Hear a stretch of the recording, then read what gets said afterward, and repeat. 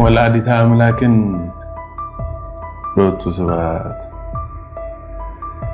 እንደ ሰይጣን ለሽማ ቤቴ አረ ልካታለሽ በኃይል ጩነሽ የመቤታችን ስም የአጋንንት ስም አደረጋችሁት አሁን ብንጸድቅም ባንጸድቅም እንኳን ክርስቲያን ሆነን መቤቴን ብንጸድቅም ባንጸድቅም እንኳን ክርስቲያን ሆነን መቤቴን እንኳን ኦርቶዶክስ ሆነን በጣና ገዳማት ውስጥ የተከሰተ እጅግ በጣም አስገራሚ አንድ ነገር ልንገራችሁ በጣና ገዳማት የተከሰተ አንድ ነገር ልንገራችሁ ከናዝሬት ምን አርግታ ብለን የገባው 400,000 ብር ከናዝሬት 400,000 ብር ምን አርግታ ብለን የገባው በቃ ቤተሰቡ ንብረቱ እንዲወደምበት ኦቦይ ነጋ ስብሐትን ይዘ ያላሸነፍካት ቤተክርስቲያን ኦቦይ ስብሐት ነጋን ይዘ ያላሸነፍካት ቤተክርስቲያን አብይ አህመድንና ዳንኤል ክብረትን ይዘ አታሸንፋት አብይ አህመድንና ዳንኤል ክብረትን ይዘ አታሸንፍ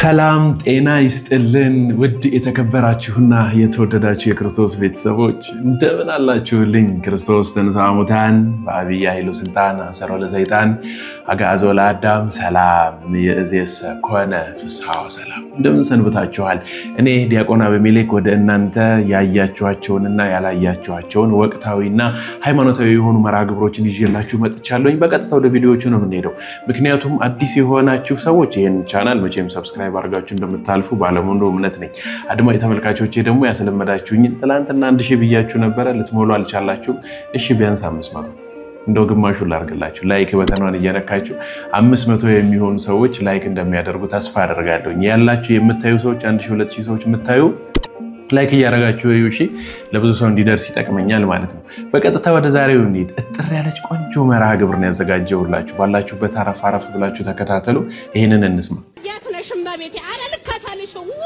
በኃይል ጩነሽ አረ መቤቴ ማርያም የትዋለሽ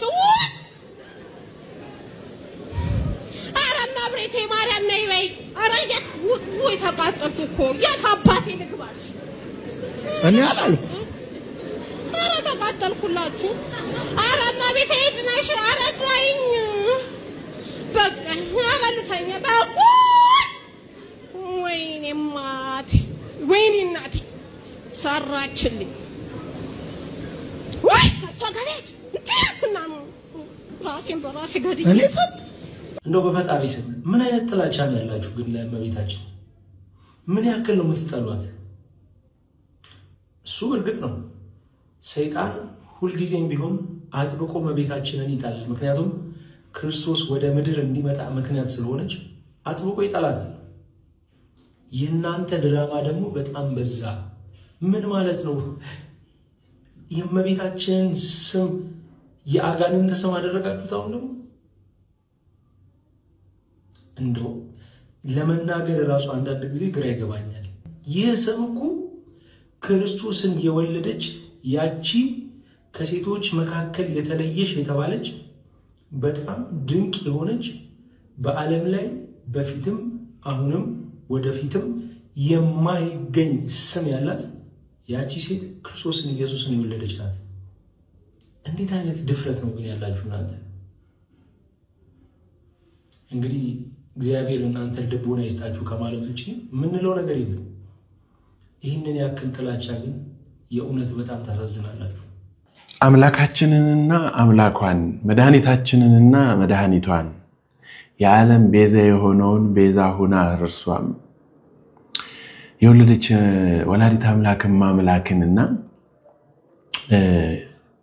እንደው የኛን እናት እንኳን እኮ እንዲ ልንናገር እንኳን አንችልም እኮ የኛን የእርኩሶቹን በእውነት እግዚአብሔርን ሥርዓትና ሕጉን ጠብቀን የማንሄድ እለት ኃጢያት ገንዘባችን የሆነ ሰዎች ሁሉ ጊዜ የምንሰራው የኛ እናት እንኳን እኮ በዚህ ልክ አልተዘለፈችም አውቃለሁ ዲያብሎስ ጥንት ጠላታችን እመቤታችን ቅድስተ ቅዱሳን ንጽሕተ ንጹሃን ድንግል ማርያም ወላዲተ አምላክን አይወዳትም ሊወዳትም አይችልም አባ ገብረ ኪዳን 3 ነገርን ይጠላል ብለው 4 ነገርን ይጠላል 3 ነገርን ይጠላል ብለው ቅድስት ሥላሴን እመቤታችንን ብለው ነግረውናልና አዎ ይጠሏታል ግን እናንተን እንጠላታለን የምትሉት ሰዎች ላይ ያደራጋንንት በእናንተ ላይ አድሮ ይሄን ያህል ክፋት ሲያሰራችሁ ልትባንኑበት ይገባል ብዬ አምናለሁ በእውነት ስለዚህ እንደው እንዲህ ጭምልቅ ባትሉ ጥሩ በዚህ ልክ ባይሆን አንዳንድ ጊዜ አማማታችንን አሳምረው እኮ ብለን እንጸልያለን አይደል?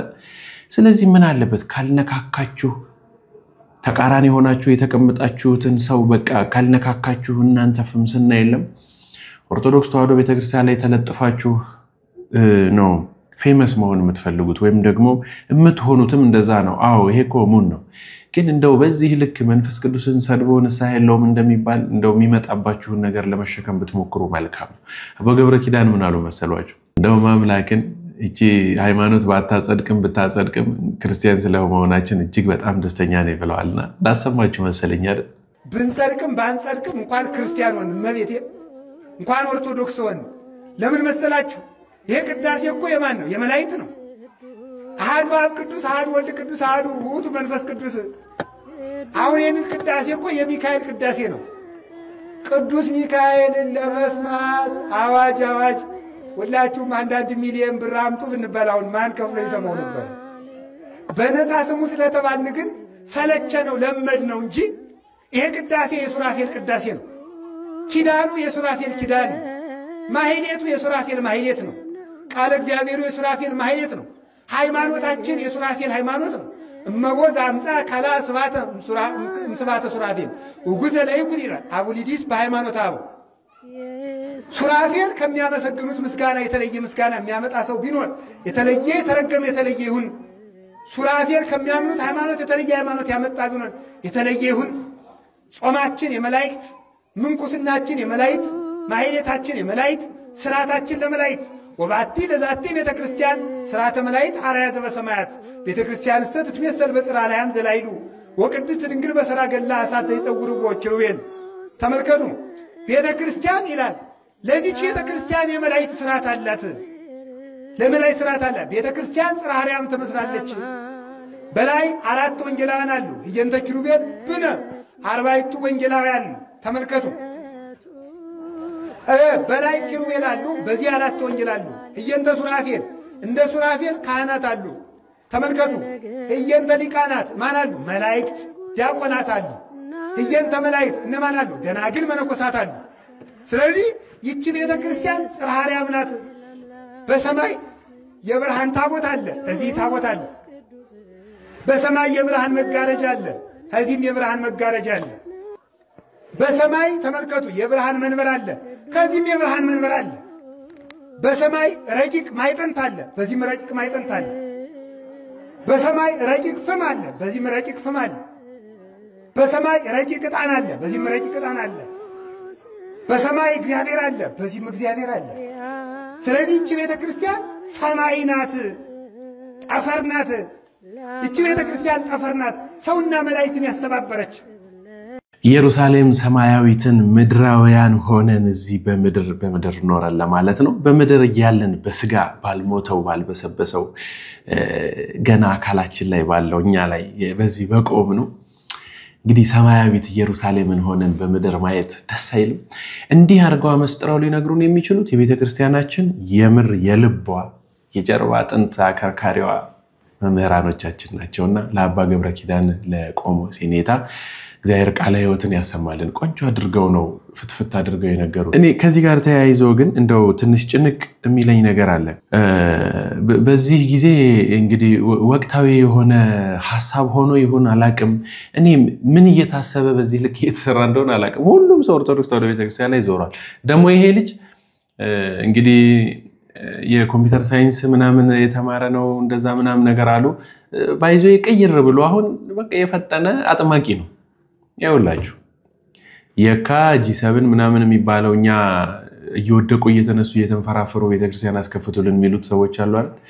እነሱ ሰዎች ጋር አጥማቂ ሆኖ የተቀመጠ ሰው ነው ዛሬ ያደረገ ያለው። ልብ ብላችሁ ይሉ ይሄ ቪዲዮ ተመልከቱትና እዛ ላይ ሐሳብ እንሰጣለን። እስቲ ቪዲዮ ንዩት። ከናዝሬት 400 ሺህ ብር ምን አርግ ተብለን የገባው በቃ ቤተሰቡ ንብረቱ እንዲወድምበት።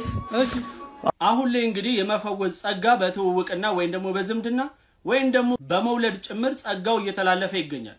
እንደ ቤተክርስቲያን አስተምሮ ሳይሆን እንደ አጥማቂዎቹ አስተምሮ ማለት ነው። ይሄ ሰው እንደምታውቁት ከዚህ በፊት ባለማዊ ህይወት ነበር። ከዛ ተመለስኩ አለ። በመመለሱ በጣም ደስ የሚለን ነገር ነው። በመንፈሳዊ ህይወት ውስጥ ሆኖ ገና ሳይቆይ የአጥማቂ ተከታይ ሆኖ እነሱ ሲደግፍ እነሱ ሲያሞግስ ነበር። እኛም እንቃወመውም ደግሞ እሱ ሲቃወም ነበር። ነገ ከነጎዲያ ፈውስ የሚለው ነገር እንደሚጀምር እኔ እንደኔ በጣም እርግጠኛ ነበርኩ። ይሄ ሰው በቤተክርስቲያን ገንዘብም ጉዳይ በሕግ ደረጃ ተጠርጥሮ ታስሮ ነበር። አሁን ይሄ ሰው ወጥቶ ምን አለ? ፈዋሽ ነኝ አለ። በምን ማስረጃ ሲባል ቅዱስ ሚካኤል መጥቶ ነግሮኛል፣ መፈወስ ይችላል ብሎኛል፣ ስለዚህ ነው መፈውሰው አለ። ሰዎች ደግሞ እንዲያምኑት ደግሞ ፈውሱን ያደረገው በቤተክርስቲያን ግቢ ውስጥና በወደ ምረት ላይ ነው። ይሄን ነገር ብዙ ኦርቶዶክሳውያን ሳይሁት ቅር የተሰኙ አሉ። አንዳንድ የዋህ ኦርቶዶክሳውያን ደግሞ የዚህ አባት መገኛ የት ነው እያሉ እያበዱ ወይም ደግሞ እየዞሩ ይገኛሉ። እንደዚህ አይነት ስርዓት በቤተክርስቲያን የለም። በትውውቅ የሚመጣ የእግዚአብሔር ጸጋ የለም። ለመፈወስ ክህነት ያስፈልጋል፣ መብቃት ያስፈልጋል። ከዛ ውጪ አጥማቂ ስላወቃችሁ ወይም ደግሞ ስለደገፋችሁ እነሱን ቲፎዞ ስላረጋችሁ የሚመጣ የፈውስ ስርዓት የለም። እንደዚህ አይነት ስርዓቶች የሚሰሩት እንዴት እንደሆነ እናውቃለን። በመጥፎ መንፈስ አሰራር ሌላኛው መጥፎ መንፈስ እየወጣ ይገኛል። እኔ አስተውላችሁ ከሆነ በዚህ ልክ እንደው አይቺ ኦርቶዶክስ ተዋህዶ መከራዋ በዛኩ በእውነት እኔ በጣም ነው የሚከብደኝ። በቃ አንደኛ አለመማር መሃይምነት፣ በቃ ምንም ነገር አለማወቅ፣ ጨዋ ማለት ነው። በቤተክርስቲያናችን አነጋገር ጨዋ የሆኑ ሰዎች በዚህ ልክ ቤተክርስቲያንን ደፍረው ገብተው እንትን ሲሉ ሲነጉ እንደ ውስጥ ያሉት ካህናቶች ስቅጥጥ ማይላቸው ነገርስ እኔ እኮ በጣም ነው። ይሄ ገንዘብ ግን የማያደርገው ነገር የለም። እንግዲህ በዚህ አማካኝነት በጣም ብዙ ሰዎች ይመጣሉ። እነዚህ የመጡት ሰዎች ደግሞ ብር ይሰጣሉ። ብር የሰጡትን ሰዎች ደግሞ በቃ ተከፋፍለን እናገኛለን ነው። እንግዲህ በዚህም በዛም በአንድም በሌላ ምንብላው ግሩፖች አይነት ሆነዋል እኮ የቤተክርስቲያን ካህናት አይደል? ብዙዎቹ ከአንዳንዶቹ ውጪ በእውነት እኔ በጣም ነው የሚገርመኝ። እንግዲህ የለበሰውን ቀሚስ በፍጹም የኢትዮጵያ ኦርቶዶክስ ተዋህዶ ቤተክርስቲያን ሰባኪያን እንኳን ቀሚስ እንዲለብሱ ታዛለች ወይ? ይሄንን በስርዓት እስኪ እንወቀው መጀመሪያ። እሺ ቢጫ ፎጣ የተፈቀደው ለማን ነው? እንደው ዝም ብለን አንስተን ስለለበስን ተችሎ ነው እንደሚመስላችሁ? ተፈቅዶልን ነው እንደሚመስላችሁ? አይደለም እኮ፣ በእውነት አይደለም እኮ።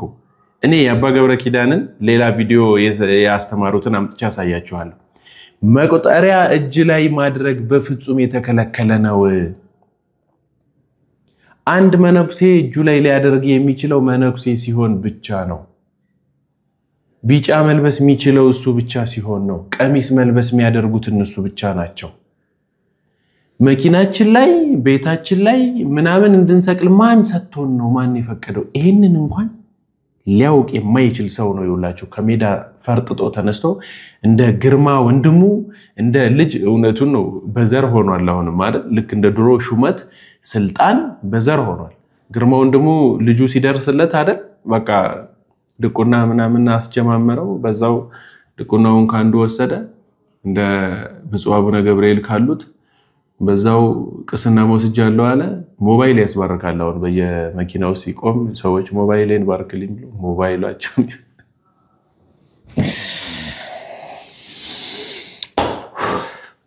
ተቃጠልን እኮ ወገን። ቡዳ ሌላስ አይነጥላ አሁን ትሄዳላችሁ? እንሄዳለን። ሁላችሁ ተዘጋጅ። ከታዘዝክ ነው የሚቸገረኝ። ለምን እመጣለሁ? የመምጣት ሱስ አለብኝ እንዴ? እንግዲህ አስራተ ገብርኤል እንደውም በረሃውን ገዳሙን ጫካውን በማለት ሲያገለግል ቅዱስ ሚካኤል ና ልጅ፣ እርሱም የሚካኤል ልጅ ነው፣ ና ልጅ ብሎ ከጠራ ካመጣ ጠዋትና ማታ እየሰገድን ያላችሁ በምን ስልጣን ይሆን? ኧረ እንደው ወላዲተ አምላክ እንደው ባካችሁ። አይ መድኃኒዓለም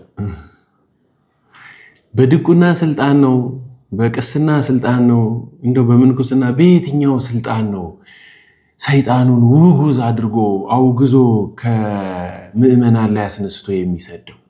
በየትኛው ስልጣን በየትኛው ማዕረግ ነው? ረንዶስማ እግዚአብሔርን ካላስቀደምን አይኖቻችን ሊበሩ አይችሉም። አይኖቻችን ካልበሩ ሰውነታችን ጤነኛ ሊሆን አይችልም። ችግር ታቀፋችሁ ቁጭ አላችሁ፣ በውስጣችሁ እያላችሁ የምታነቡበት የሚያስጨንቅ ጉዳይ ያላችሁ ኑና እግዚአብሔር ምንጊዜም አዳኝ ነው። ጸበሉ የኛ፣ መስቀሉ የኛ፣ እምነቱ የኛ፣ ቅባ ቅዱሱ የኛ። ለኛ ያልሰጠን ምን አለ? እግዚአብሔር በሰጠን ኑና ዳኑ። እግሮትን ሰላም ነው። ገና ነኝ። ከዚህ በኋላ ከዘራ ብሎ ነገር የለም። ገና ነኝ። ከዘራ ብሎ ነገር የለም ከዚህ በኋላ። እሺ በቃ መሮጥ ነው። እዚህ ሮጥ በል፣ ወደዛ ሮጥ። ኑና ተጠቀሙ። የዲያብሎስ ጭፍራ ልጆች እንግዲህ ቤተክርስቲያን እንደዚህ ወራዋታልና እባካችሁ እንደው ከብዙ በጥቂቱ እያያችሁ ብትማሩ እንትን ብትሉበት ደስ ይለኛል።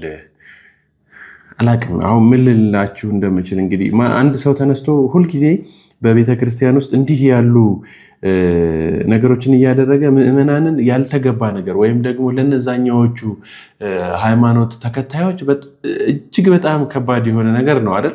ምክንያቱም ቤተክርስቲያናችንን የሚያሰድብ ስራ ይሰራሉ። ቤተክርስቲያኒቷ የተሰደበች ሆና ሳይሆን ግን የማትደግፈውን የማታውቀውን ስራ እንዲሰሩ ያደርጋሉና በጣም ውጉዝ ነው በእውነት። እንደው እግዚአብሔር ይልፈናት ብታቆም ደስ ይለኛል። ይሄን ቪዲዮ ታያዋለህ በእርግጠኝነት በቃ እንዲህ ያለ ነገር ውስጥ ውጣ። ሌላ ስራ ገንዘብ የሚያስገኝ ስራ ሆኖ አግኝታው ነው። አዎ በደንብ ነው የሚያስገኝህ በእርግጠኝነት።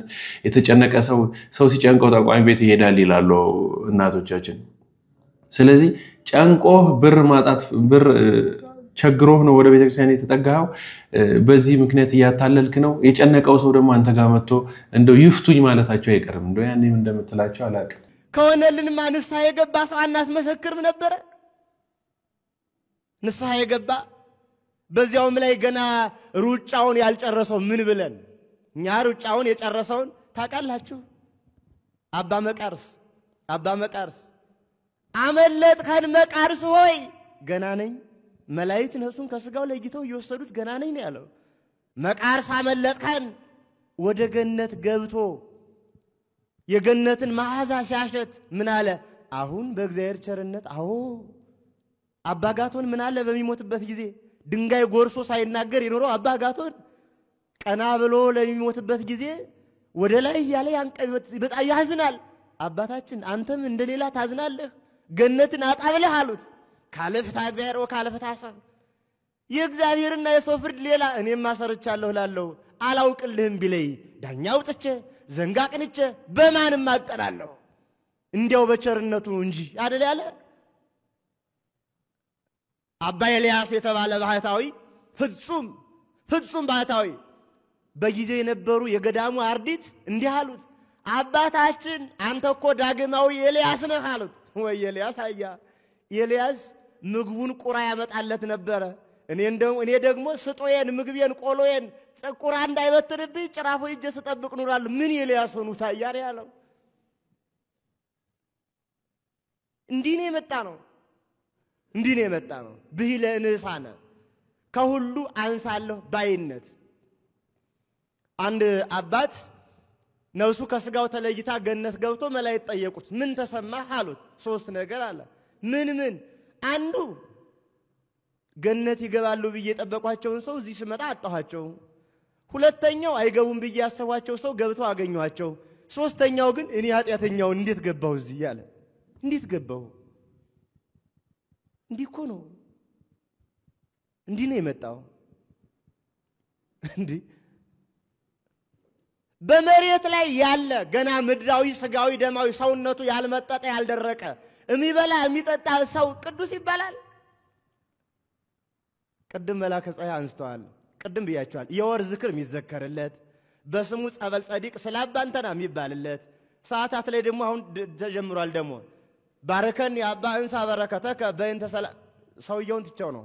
ባርከን የአባ ዮሐንስ እንሳ በረከተከ በእንተ ሰላማ ለቅድስት ቤተክርስቲያን እየተባለ አባቴ ሆይ ባርከኝ በረከትን አገኘኝ ስለ ቤተክርስቲያን የሚል ጸሎት ላይ ማለት ነው። ሳይሞት ድርሰት ተደርሶለት የሚጸልይ እንዴ ምን ዘክርበት አጣን ወይ? ጻድቅ ሰማዕት ቅዱስ ባህታዊ ጠፋ እንዴ? ምን አይነት እብደት ነው? ጠፋ ወይ? ባህታዊ ከፈለግን እንጦርስ መቃርስ ጳውሊስ እንቷ አለ አይደለ? እና አባ ባውሚን አሉ አይደለ? እና አባ አሙዮስ እና ጰላሞን ስንቱ ሞልቶ እና አባ ኪሮስ ኮከበ ገዳሞች ሞልቶ የለ? እንዴት ደሃ ሆነ ሁሉ እያለን የባህታዊ ደሃነን የመነኩሴ ደሃነን የመናኝ ደሃነን እያለን እንዴት መለካት አቃተን? እውነት የሚያሳዝነው ይሄ ነው። ቅድም ተነስቷል። አባ ጳውሊ አነስተውታል። አባታችን ለ83 ዓመት ቅዱስ እንጦንዮስ ርዕሰ መነኮሳት ወደ ውስጠኛው በረሃ ሂዶ ሲያገኘው አባቴ ለስንት ዓመት ነው የኖርኸው? ስንት ዓመት? አሁን ስንት ነው አለው። ይህን ያህል ለ93 ዓመት ገና የመጀመሪያ ያየው አንተን እኮ ነው። አንተ ከዚህ ጋር ይወዳደራሉ ጎበዝ። 93 ዓመት ሰው ካላየው ጋር አንተ ቅዱስ ነው ሰው ነህ ሲለው እንኳን ቅዱስ አይደለም በነጭ ሽበት የተሞላው ጎስቋላ ሰው ነው ያለ እና እነዚህን ሁሉ ትተን ነው እንግዲህ አረ ይፈርዱብናል እውነት ተመልሰን ማየት አለብን ተመልሰን ባህታዊ ማለት እኮ ከዓለም የራቀ ከሰው የራቀ ከራሱም የራቀ ዘበህዳት እጁን ማያንቀሳቀስ ከባት የተከተተ ብርሃነ ፀሐይ የማያይ አይታችሁ የለ መቃርስ ያያቸውን አባታችን ጠፍተን ሲሉት አርዲቱ ምን አባት አይቼ መጣሁ እስኪያስቡ አባ ዞሲማስ ማርያም ግብጻዊትን ስንት ዓመት ነው ያገኛት ጎበዝ ልብስ እኮ አልነበራትም 48 ዓመት እኮ ህላል አልነበራትም ከሷ ጋር ተወዳድሮ ባታዊ በቃ አረታው አባ ዞሲማስ ያን በረሃ እየቀዘፈ ሲሄድ ብቻዋን እኮ ነው ያገኛት ራቁቱና ልብስ በላዩ አልቆባት እና በያይቆብን ስንቱን ተናግረን 15 ዓመት ሰማይ ሳያዩ መሬት በኃጢአት ምክንያት ሰማይ አይታየኝም ይያሉ ወይደለኒ ራይን ሆነ ሰማይ የሰማይን ከፍታ ላይ አይገባኝም ይቀርበለኝ ሲል ከኖሩት ጋር ይወዳደር አረ ያሳፍራል እንዴ ስንቱን ናባረጋዊ ለአንድ ቀን እንኳን ወንድሙ ዮሐንስን አይቶ አንድ ቀን ወንድሙ እንገናኝ እንጫዋት ብሎ እሱም ከገዳሙ እሱም ከደብሩ ያም ከበረሃ ወጥተው ካማካይ ቦታ ተገናኝቶ ትንሽ ነገር እግዚአብሔር አውርተው ጾር ጸንቶበት አንተ ሁሉ ጊዜ ሰው ብገናኝ ግን እንዴት ጾር ይጸና ነበር ተው እባክህ መጥቼ ጎጆ ልስራልህ ምዕራፈ ሁሉ ጌታ ለን ያነሰ እባክህ የሚያጫውት ሰው ልስጥህ መላእክት ለኑዛዜ እጽዋተ ዝንቱ ድብሪ ያክሉኝ ለጮትስ የዚህ በረሃ እጽዋት ይበቁኛል እባክህ የሚያሟሙት ሰው ልስጥህ መሞት እንፈልገው ሸትቼ ወተልቼ ጭጫን በልቶይ ጉንዳን በወሮይ ነው ምፈልገው ተወኝ አይደል ያሉት እና እነዚህን ባህታውያን በምን ቀይረን ነው አባ ዮሐንስ አይነስን አደራ በሰማይ አሉ ወንቅሸት ሰዎች አሁን ይሄ ልጅም ወደዚህ ሆኖ ያመራ ያለው የነዛ ልጆች ስለሆነ ማለት ነው ስለዚህ ሳይቃጠል በቅጠል ነውና በጊዜ ብናስቆመው መልካም ነው ብያስባለሁኝ ግን ደግሞ እኔ በጣም ማምንበትና መከተለው አንድ ነገር አለ እግዚአብሔር ቤቱን ያጸዳል እግዚአብሔር ቤቱን በደንብ አርጎ ነው እየገረፈ የሚያስተካክለው በደንብ በእውነት በዚህ ነገር በደንብ እርግጠኛ ነኝ ምክንያቱም ክርስቶስ በመድር ላይ ያለ ስንኳ ቤቱን የንግድ ቤት አደረጋችሁት ቤቴን በማለት በጅራፍ እየገረፈ አውጥቷቸዋል አይደል ስለዚህ አሁንም እየሆነ ያለው ልክ እንደሱ ነው አንዳንዶቹን እየገረፈ እግዚአብሔር እየለየ ያሳየን ነው ደስ ብሎናል ከሚገረፉት ውስጥ እንዳንሆን ብቻ ግን እኛ ራሳችንን እንጠብቅ በነገራችን ላይ ምእመናንም ብንሆን ካህናትም ብንሆን ዲያቆናት ጳጳሳት መነኮሳት ሁሉ ብንሆን ምንም አቃቢት ብንሆን ሁላችንንም እግዚአብሔር በቤቱ ያቆየን ዘንድ መልካም ልቦና ሊኖረን ይገባል ያለበለዛ በጅራፍ እየገረፈ ነው የሚያስወጣን በጅራፍ እየገረፈ ከቤቱ ካስወጣቸው ሰዎች ውስጥ ዘመድኩን በቀለ ጉዱን ያጋለጠበትን ለካ በእንደዚህ ሁኔታ ነበር እስከዛሬ ድረስ የኖሩት እነዚህ የጠንቋይ ልጆች ብለን እንድንጠራቸው ያደረገውን ሚስጥርና የመጨረሻ ቪዲዮ ላሳያችሁ አቦይ ስብሐት ነጋን ይዘ ያላሸነፍካት ቤተክርስቲያን አብይ አህመድንና ዳንኤል ክብረትን ይዘ አጣሸነፍ በቤተሰቦቻቸው የሚያፍሩ እንዴት በቤተክርስቲያን ይቆራሉ በጋሻው ፓትርያርኩን ሰድቦ ይታሰራል እኔና ጌቱ የሚባል ልጅ የአብ መዝሙር ቤት ባለቤት ሄድልን ጠይቀው ማከለ ከዛ እንዲትና ጥርሳቸው ልቅልቅ ያለ በቃ በጣም የተጎሳቆሉና ተዛ ቆመዋል በፊት ማለት ነው እንግዲህ አብረው ይያሉ በነበረ ሰዓት ታስሮ ሊጠይቁት ሄደው ነው እነዘመዴ ምንም አልመሰለኝም ነበር መጀመሪያ ከዛ በጋሻው ሲመጣ ወረደባቸው ምን ልትሰሪ መጣ ምን ልታረጊ መጣሽ አትምጪ አላልኩሽም ወይ እንዴት ነው ምን ታውቃ ይቺ በቃው ምናምን ምንድነው ገጭ ስለምናቱ ናቸው አለ እኔ ያሉለ የወለዳ አንጀት ሆኖብኝ ነው እንዴት ታስረዝም ብዬ አትምጪ አላልኩሽም ወይ ይቺ ምናምን ምንድናቸው ስለው በሀገራቸው ባለውቃቢ ናቸው። ለዚህ ጥርሳቸውን የጨረሰው ጫት ነው። ቡና ተናዘቅዝቀው የሚሉ ናቸው። እንደውም አንድ ቀን ቀጨኔ መድኃኒዓለም ለማስተማር ሲገባ እናትየው ደውለው ውጣ ውጣ ውጣ ውጣ ውጣ ውጣ መንፈሴ ውጣ ነው የሚልህ ብለው አስወጥተውታል። ስለዚህ ይሄ ባለዛር ባለውቃቢ ናቸው። አያችሁ ተመልከቱ። ይሄ ቤተ ክርስቲያን የእግዚአብሔር መንፈስ ነቅሎ ነቅሎ ነቅሎ ነቅሎ ነቅሎ አውጥቶ ሲል ዛሬ እንደእንትኑ ነው። ከዛ ተከፍተን ከቤተ ክርስቲያን ተገፍተን ይላል። መተታም አስማተኛ የዛር ሁላጅን በአውደ ምሕረት ላይ ለማራገፍ የመጣ ቤተ ክርስቲያን ውጊያው እኮ ነው። መንፈሱ እኮ ነው ተጣልቶ ያስወጣ። ውሸት ይበል ይምጣል። ዲላ ያላችሁ ሰዎች መስክሩ። ዲላ ያላችሁ ተናገሩ።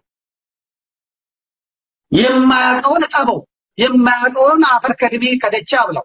የኢትዮጵያ ቤተ ክርስቲያን አውደ ምሕረት ላይ ግን ቆሞ አይቻልም። ተዋጊው እግዚአብሔር ነው።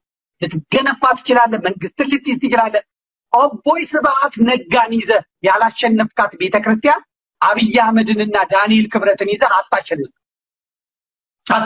አብይም ዳንኤልም ያልፋሉ። ቤተ ክርስቲያን ትኖራለች። ግራኝ አህመድ አልፏል። ቤተ ክርስቲያን አለች። ዮዲት ጉዲት አልፋለች። ቤተ ክርስቲያን አለች። ጣሊያን አልፏል። ቤተ ክርስቲያን አለች። ደርቡሽ አልፏል። ቤተ ክርስቲያን አለች። ደርግ አልፏል። ቤተ ክርስቲያን አለች። ወያኔ አልፏል። ቤተ ክርስቲያን አለች። አንድ ነገር ብልጭ አለልኝ። እናንተ እነዚህ የዛር ወላጆች ይዘዋቸው ሰብስበው ከነርሱ ጋር አስተዋቸው የነበሩት ልጆች ተመልሰዋል። ያልተመለሱት በዚህ ምክንያት ይሆን እንዴ? የራሳቸው የሆነ ቤታቸው ውስጥ ያለ ነገር ይኖር ይሆን? ለዛ ይሆን እንዲህ ያደረጋቸው ያለው?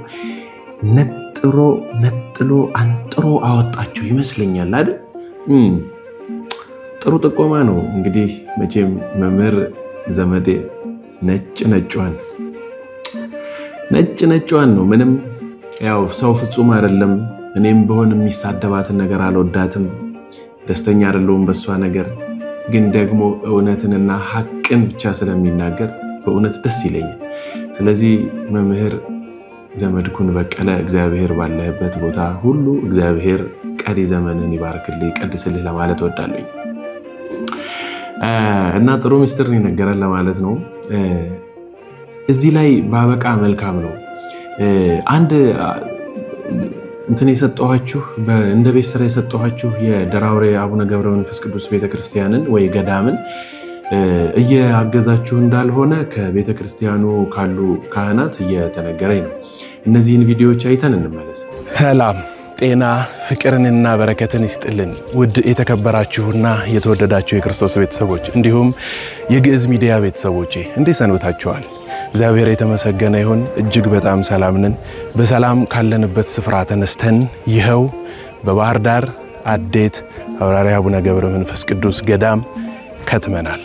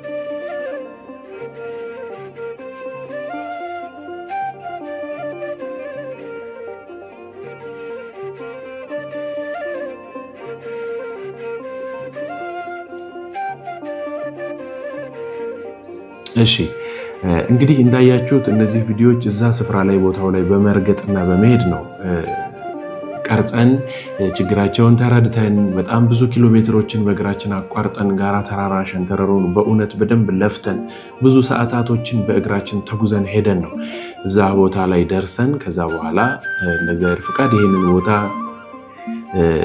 ቀርጸን ይዘንላችሁ ወደ እናንተ የመጣ ነውና አሁን ዝናብ ሳይጀምር ጀምሯል። በርግጥ ግን በጣም ቦታውን ሳያበላሽባቸው መሰረት ቢያንስ እንዲያወጡ ወደ ምዕመናን ወደ ሰፊው ህዝብ እዛ አካባቢ ተወልዳችሁ ያደጋችሁ በአውሮፓ በአረብ ሀገር በተለያየ የዓለም ዙሪያ በሙሉ የምትኖሩ ሰዎች ቤተክርስቲያናችሁን ከፍ አድርጉ፣ ቢያንስ መሬቱ መሰረቱ ይውጣልን እያሉ ነው። ስቲል ነው እንደዚህ ነው ያለው። ይሄው እንዳያችሁት ማለት ነውና በዚህ አካውንት የቤተክርስቲያኑ አካውንት ነው ማስገባት ትችላላችሁ። በዚህኛው ስልክ ቁጥር ደግሞ ቀጥታ እኔ ጋር በመደወል ማግኘት ትችላላችሁ።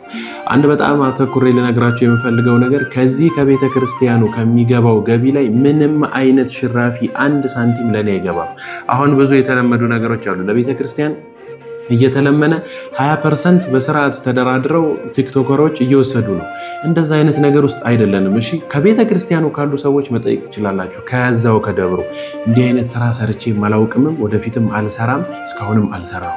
ስለዚህ በተቻላችሁ አቅም ባካችሁን ከነሱ ጋር ብቻ ተገናኙ። ይሄውና አካውንታቸው ስልክ ቁጥር የኔ ነው። ይሄውና እዛ ያሉትን ካህናትን ማግኘት የምትፈልጉ ከሆነ ስልክ ቁጥር እኔ ጋር ደውላችሁ ሰጣችኋለሁ። ላስፈቅዳቸው ብዬ ነው። ስለዚህ ቤተክርስቲያኒቷን እንድታግዙ በእግዚአብሔር ስም ጠይቃችኋለሁ። እንግዲህ ተዘጋጅተው የቀረቡላችሁ ቪዲዮዎች እነዚህ ይመስላሉ። መርሃ ግብራችን እንዲህ እያለ ይቀጥላል። በሰባት ቴሌቪዥን ታላላቅ ገዳማትን እና አድባራትን በስፍራው ላይ በመገኘት ቀርጬ ይዤላችሁ መጥቻለሁ። ኤዲት እየተደረገ ነው። ከሰኞ ጀምሮ ወደ እናንተ የማቀርብ ይሆናል ማለት ነው።